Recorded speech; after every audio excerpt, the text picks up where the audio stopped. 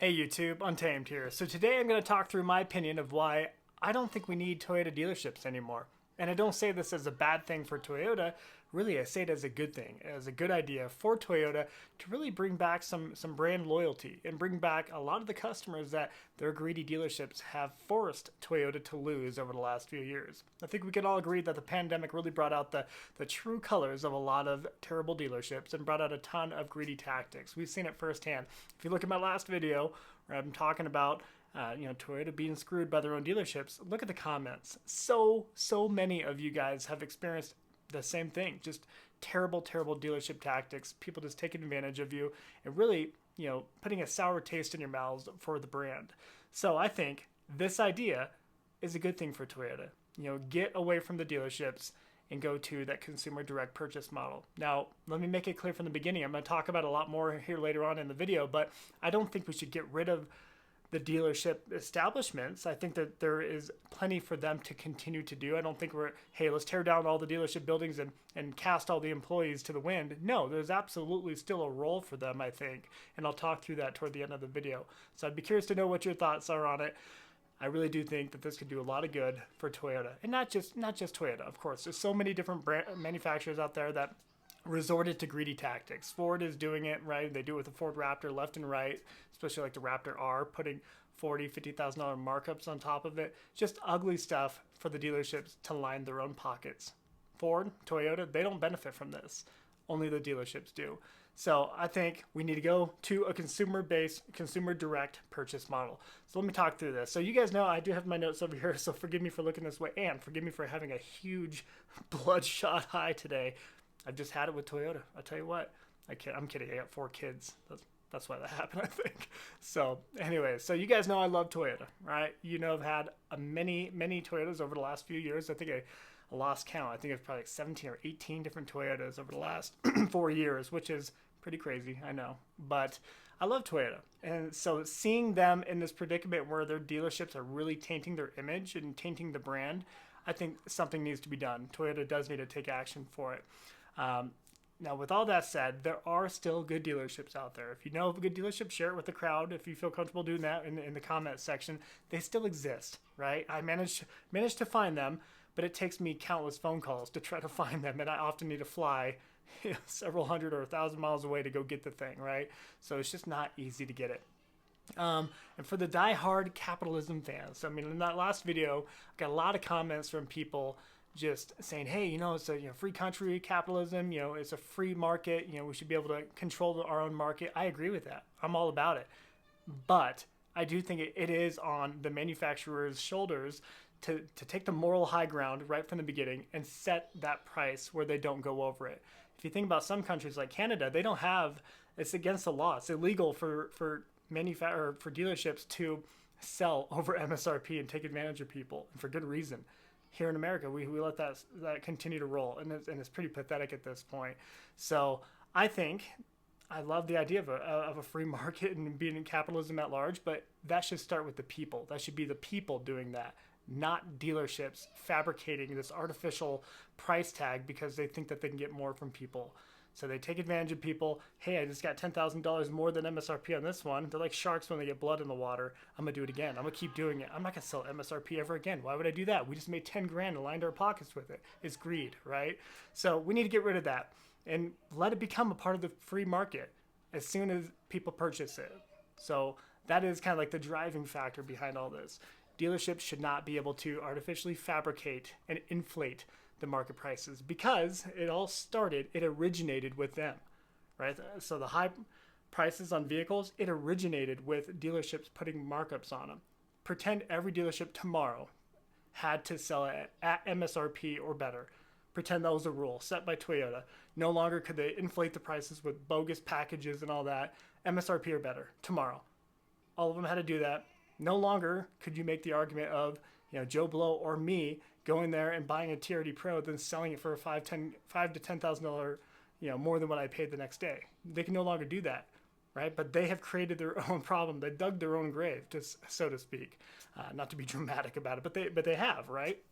So when it comes to that, I think, it is on the dealership's shoulders to take the moral high ground, right from the beginning and set the tone for it. And a lot of people will mention too, supply and demand. They're just not making enough vehicles. Yeah, you can maybe lean on that a little bit, but if they're still selling it at MSRP and people could get one at MSRP or better no matter what without a dealership tacking on markup, the values will still be appropriate in the used market at that point. Not to mention, there have been, I know a lot of you have pointed this out too, there have been so many dealerships that have claimed low inventory and they'd have like 5 or 6 vehicles on their lot.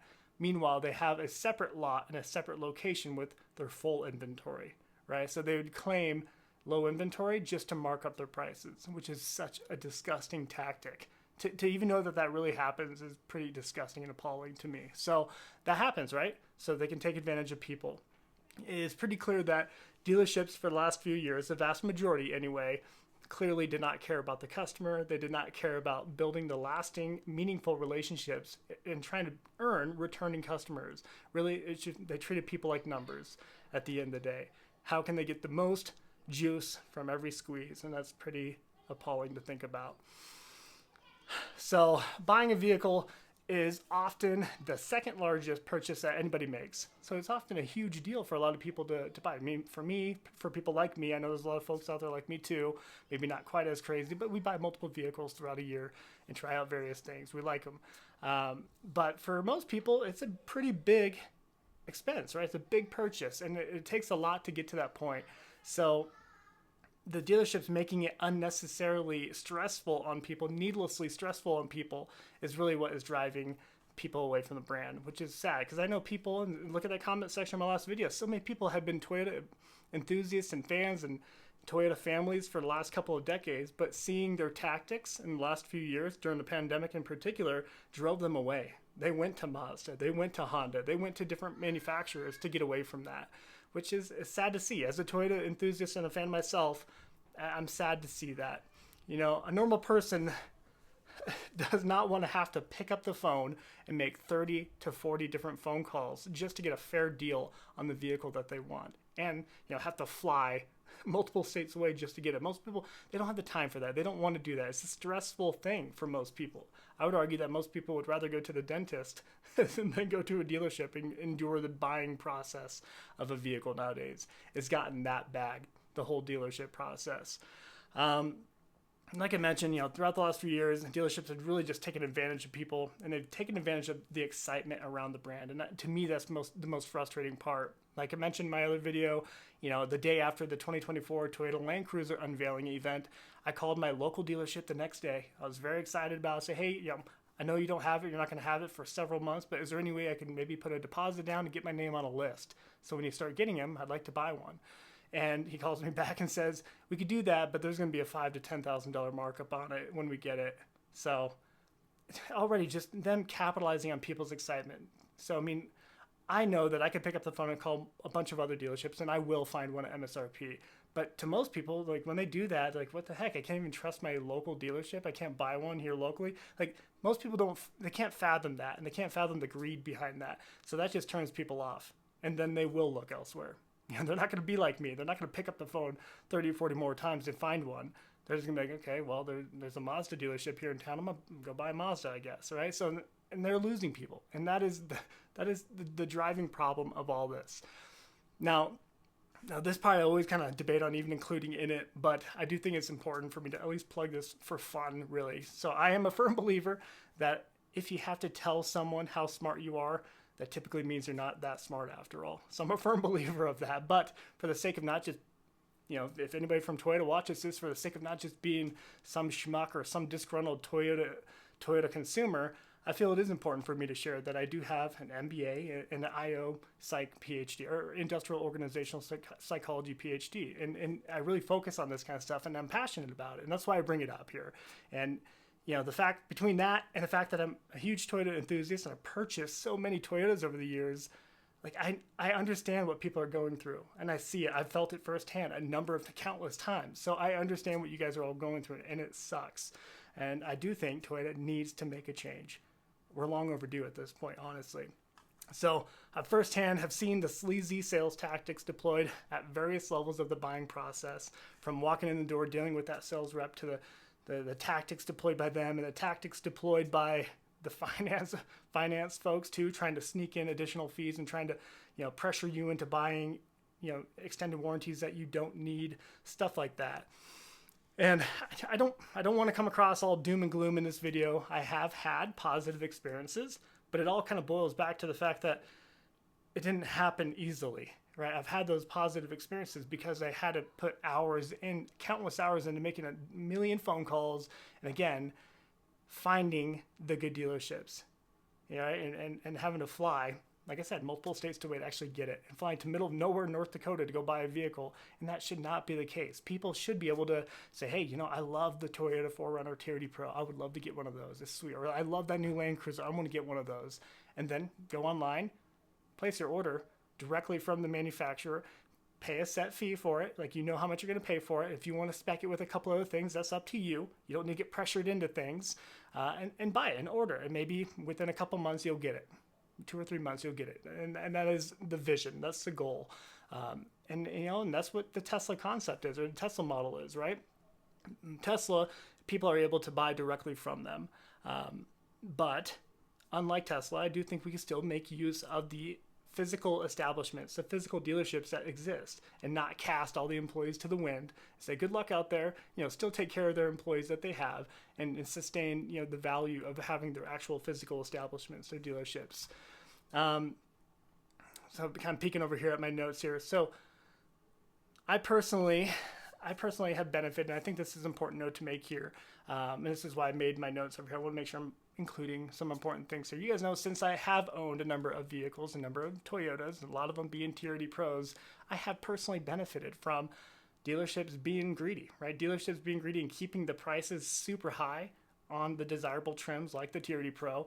I have benefited from that, right? Meaning I've owned these vehicles, driven them for several thousand miles, and sold them for pretty much what I paid for them. And a couple times even sell them for a little bit more, sometimes losing, win some, lose some. So I have personally benefited, all that to say that, right? And I still, even from me, I would love it if the Toyota clamped down on their greedy dealers, got rid of all the markups, and just made that set price, right? Giving them the ethical, the morality, left and right bounds for their dealerships to really kind of live by moving forward.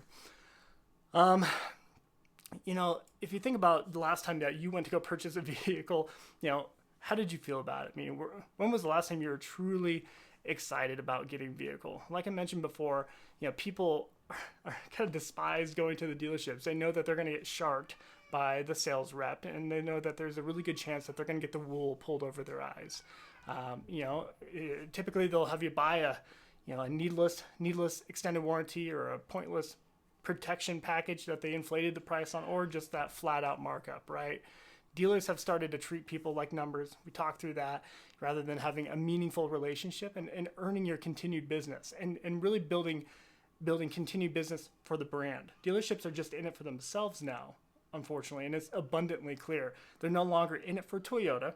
They're not in it to, like, they don't, for instance, like, if they're in it for Toyota, they would be, taking care of the customer, and, they're just inflating the price to whatever they can, and, running people out of away from the company, right? They're away from Toyota into different manufacturers.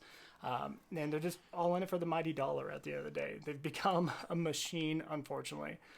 In my last video, like I mentioned, a lot of people were quick to really hit on the point of his supply and demand. It's basic economics. What are you talking about? I shouldn't say a lot of people, only a handful of you really beat that drum. And like I mentioned, I agree with that, but it does need to start at a fair point, right? They can't just set the bar beyond people's reach and then really drive them away from the brand. I do think that that's a tunnel vision approach to think that it's just basic supply and demand, right? Especially when you got dealerships kind of tricking people with separate lots holding their inventory. So Toyota needs to set the morality and ethical left and right balance for this. This whole dog-eat-dog mentality only tarnishes the brand and hinders long-term success of the company, in my opinion. Sure, the dealership might score a couple additional bucks by selling at a markup, but what do? They just made someone feel pretty awful after the fact. I mean, sure, they bought it, they're probably excited about it, but then it won't take long. I guarantee it doesn't take long for people to realize, man, maybe I did overpay for that. Maybe they really did take advantage of me. And it goes back to the old saying of, People will often forget what you say or did, but they'll never forget how you made them feel. So that is a strong statement. I think it really about a lot of people can relate to that, because once they start realizing, like, man, they really pulled the wool over my eyes there. They're not going to go back to Toyota. They're far less likely to go back to Toyota after that, and they will jump ship to a different manufacturer, a different brand. Although Toyota sales are technically up 15% year over year from August of last year until August of this year, they're up 15%. Although that is up, their share ultimately is down. People are clearly losing faith in the company, and that is due to the dealerships.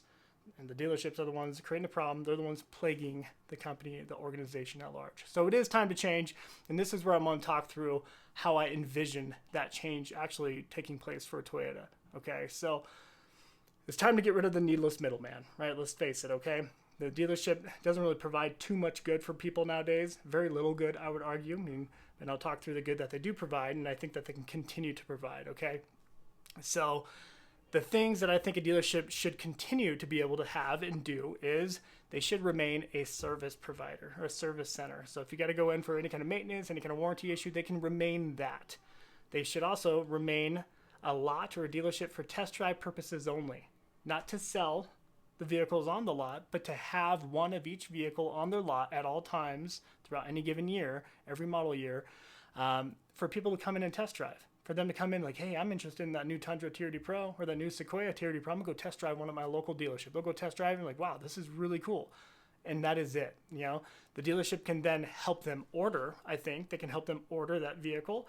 Again, not being involved or meddling with the price tags of anything, right? They can just kind of facilitate an opportunity for them to make that order through Toyota Direct, but give them that opportunity for them to go test drive it and get hands-on and really firm up their decision to buy that vehicle. And I do think that they can sustain financing functions, right? So you can keep the finance department in there, but remove any kind of commissions or kickbacks, right? So sometimes they'll have an arrangement with a certain lender and they'll get a kickback from it. Get rid of that. So really you're just giving an opportunity for them to help you with financing. Otherwise you can bring your own financing to it, okay? So I think those are kind of what the continuation of a dealership should be. If we keep the establishments and keep the employees there, retrain them from sales to that if they are interested in remaining there, of course. But getting rid of the commissions and getting rid of overall the meddling with the price tags. And I think I should have made this clear from the beginning, but I'm not a fan of Tesla. I don't like Tesla, but I do appreciate that model, right? And I think at this point in time, it makes more sense, right? It is now 2023. That makes more sense for people today. You can learn nearly everything online. And if you want to get hands-on training or hands-on walkthrough of how to use the infotainment or the vehicle, the details that you would typically get from a dealership, you can click that button when you're placing your order for a direct purchase from the manufacturer. Say I would like a walkthrough from the dealership here. And then when your vehicle arrives, your dealership can walk you through that, if you're interested in that. But most people, they learn about it online and they're already pretty wicked smart by the time that they go to it. So really what it boils down to, even Tesla is having a difficult time breaking into the market with their model, right? So, they've done a good job with it, but not all states allow Tesla to be sold in their state, right? So there's some state and federal government regulations that protect dealerships. They protect that middleman for good reason too. Let's be honest, right? It's protecting their jobs, it's protecting the employees and all that. And it keeps their local revenue up, blah blah blah blah. So local economy thriving. So there is goodness, and I can understand why they do it. But again, it's just they're allowing the continuation of the greed of the local dealerships and needless marking up and needless price gouging of people. They're allowing that to continue. So if we're being honest with each other, dealerships made total sense throughout the 1900s and the late 1900s. But now that, since the dawn of the internet age, really, I think it just makes more sense to go to a consumer direct. That way people always know that they're getting a fair price. They're paying the manufacturer's price, and that could be debatable, I should say, for if it's fair or not, but at least they know they're paying a set price. They're paying the same price that Paul paid down the road. They're paying the same price that Sally paid up the street, right? That makes people feel good. And then the vehicle can enter the free market. For all you capitalism folks out there, it enters the free market and then let it do what it wants to do. right? Don't let the dealership set the tone with gross and greedy dealership markups right out of the gate. So I do think it is about time for Toyota to try this. I think that it's worth giving it a trial run to see how people respond to it. Personally, I think that they will see a huge uptick in sales and an overall huge increase in interest from consumers across the board. So what are your thoughts? Tell me if this is a little crazy, and tell me really if you've had a positive experience. Let me know. Like if you've had a good experience with the dealership, share that with the team here, and really just give me your thoughts. So I included at the very end of my last video on purpose, and I'm purposely waiting until the very end on this one too. If you do find any kind of value in this, I am at the point where I would appreciate that you do hit the like and subscribe button. I've made 900 videos plus at this point, and this is now my third time actually. One was in a short, I'll say fourth time ever asking for a like and subscribe. It feels weird saying it, but I would appreciate it at this point. So let me know what your thoughts are. Thanks for watching.